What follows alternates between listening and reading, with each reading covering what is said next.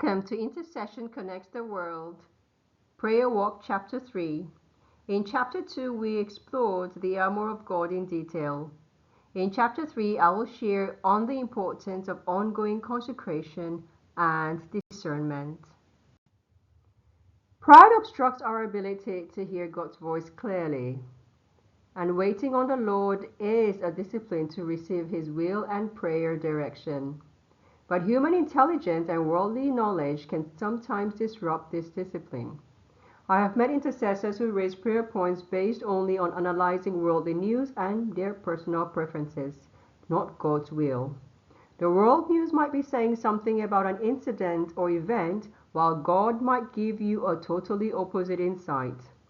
An important scripture to have in mind to check your motive is Psalm 139 verses 23 to 24. Search me thoroughly, O God, and know my heart. Test me and know my anxious thoughts, and see if there's any wicked or hurtful way in me, and lead me in the everlasting way. We must always check our motive and make sure we are in alignment with God's will. Many also pray only on the surface level, addressing the physical symptoms they see without addressing the spiritual root causes of those conditions where required. This is why Paul writes in Ephesians 6:12, "For our struggle is not against flesh and blood, contending only with physical opponents, but against the rulers, against the powers, against the world forces of this present darkness, against the spiritual forces of wickedness in the heavenly or spiritual places." It is essential to discern the purpose of your prayer walk. You may be called to carry out various acts, from releasing blessings and offering praise to declaring scripture over the location or praying against the evil spiritual powers active there. Not all prayer walks are the same. You may need to tailor your approach according to the region and purpose. I go on prayer walks in different countries and have received various strategies. I don't always have a clear step-by-step instruction before my trip, but how the Holy Spirit prepares me can help me perceive the intensity or spiritual atmosphere of my destination. While fasting is part of my life, the Holy Spirit could prompt me to start fasting or doing certain prayers well before my trip.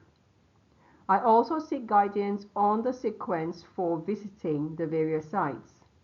Please always seek guidance from the Holy Spirit for everything concerning your prayer walk.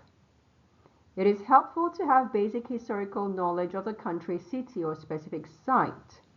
But more importantly, I inform a few trusted intercessors of my destination and travel period, then allow the Holy Spirit to guide them in their prayers. Wisdom and obedience is a necessity for intercessors.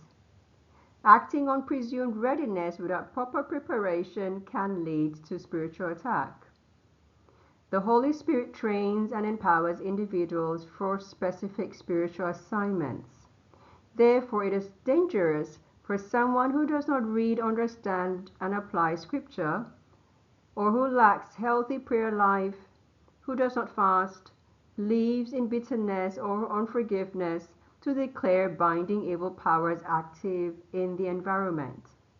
Therefore, ongoing consecration, growing in wisdom and discernment is crucial for an intercessor. And I will end by praying for you. Thank you, Lord, for your intercessors. Help each one to live in victory through Christ Jesus.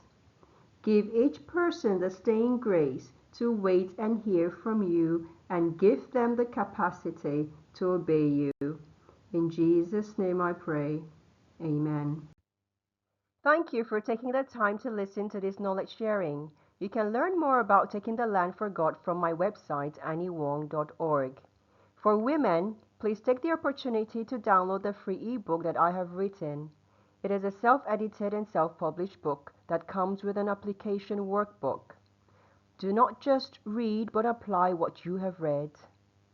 And I would like to end with a prayer. May the Lord bless you and keep you.